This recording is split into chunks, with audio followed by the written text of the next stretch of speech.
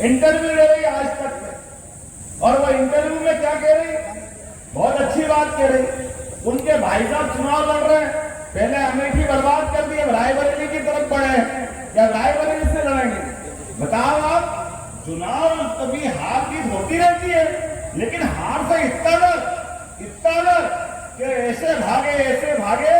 लोग कहते हैं कि वो तो केरल के आगे समुद्र आ गया था तो वायनाड से लड़े, नहीं तो अरब में जाके लड़ते, उनको तो जगह ही नहीं मिल रही, वो कहां तक भाग रहे थे। और वापस आने का मौका आया तो अमेठी में स्मृति ईरानी जी के साथ मैं भी मौजूद था।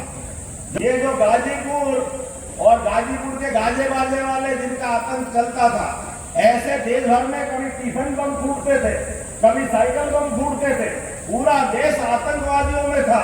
और यहां से लेकर वहां तक एक ही नारे लगाते थे, इस देश का कहते थे, और देश के बाहर जाकर के दूसरे की बजाते थे। इस देश में लेकर के पाकिस्तान जिंदाबाद करने वाले, मुझे इस बात की प्रसन्नता है, वो पाकिस्तान के जिंदाबाद करने वालों को उनके घर में घुस के मारने की हिम्मत किसी की रही है तो भारतीय जनता पार्टी की सरकार की रही है।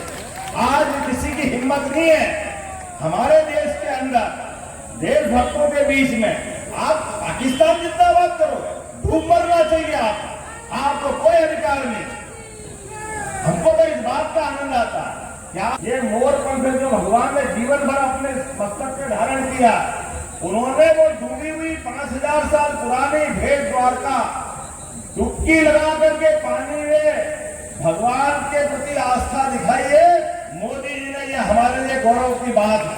बोले गोपाल कृष्ण भगवान की, द्वारकाधीश की जय का आनंद के साथ। द्वारका का जो उस समय का गौरव था, ये वो लोग हैं जो भगवान राम पे प्रश्न उठाते हैं, ये वो लोग हैं जो भगवान कृष्ण पे प्रश्न उठाते हैं। ये ना कृष्ण को मानते, ना भगवान राम को मानते, ना गीता को मानते, ना ये गोमाता को मानते, लेकिन वोट मांगने हमारे बीच में आता। आप बताओ इनको कोई कैसे वोट देगा? और वो भी तब जब चुनाव हमारे ये 2024 का गया कि आने वाले समय में गंगा वालों को जमुना जी बुला रही है, बोलो बुला रही कि नहीं बुला रही? गोपाल कृष्ण भगवान की आपका अपना वोट। अब जमुना जी के कृष्ण कन्हैया के लिए आपने मेरे को मटकी तो दी है यहाँ पे, लेकिन मटकी फोड़ने के लिए आप सबको निमंत्रण दे रहा हूँ, मोदी जी की सरकार बनाओ और आनंद के साथ धूमधाम से हम मथुरा में मुस्कुराएंगे। मुस्कुराना चाहिए कि नहीं मुस्कुराना चाहिए? मुस्कुरा के देना चाहिए कि नहीं देना चाहिए? अरे लोकतंत्र के अंदर गरीब आदमी देश का प्रधानमंत्री बने, गरीब आदमी देश का मुख्यमंत्री बने, ये मौका आना चाहिए कि नहीं आना चाहिए? जब दुनिया का सबसे युवा देश भारत और सबसे बड़ा लोकतंत्र भारत, ऐसे में हमारे लोकतंत्र का गौरव ही है। लेकिन ये तथाकथित लोग इस पूरे देश के अंदर 25 परिवार है, केवल 25, इनके परिवार में ही सारे पद बढ़ जाते हैं। ये 25 से 26वां नहीं आने देते, इनके परिवार में ही सारे पद चाहिए। तो ये हमारे लोकतंत्र का एक तरह से कलंक है। इसको निपटाने के लिए हम सबको संकल्प करने की जरूरत है। और मिलते उत्तर प्रदेश में जिस प्रकार का माहौल बना हुआ है, सभी गुंडागर्दी वाले,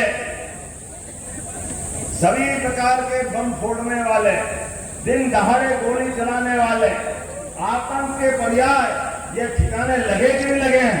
कानून की सरकार स्थापित हुई कि नहीं हुई? मुझे जानकारी दी कि भाई साहब यहाँ कुछ यदुवंशियों के हत्याएं हुई, लेकिन हत्या वाली जगह पर यहाँ बड़ी पार्टी के लोग कोई नहीं गए, और जिनके द्वारा हुई उनकी कब्र पे फूल चढ़ाने जरूर गए। दुर्भाग्य की बात है इस देश के अंदर।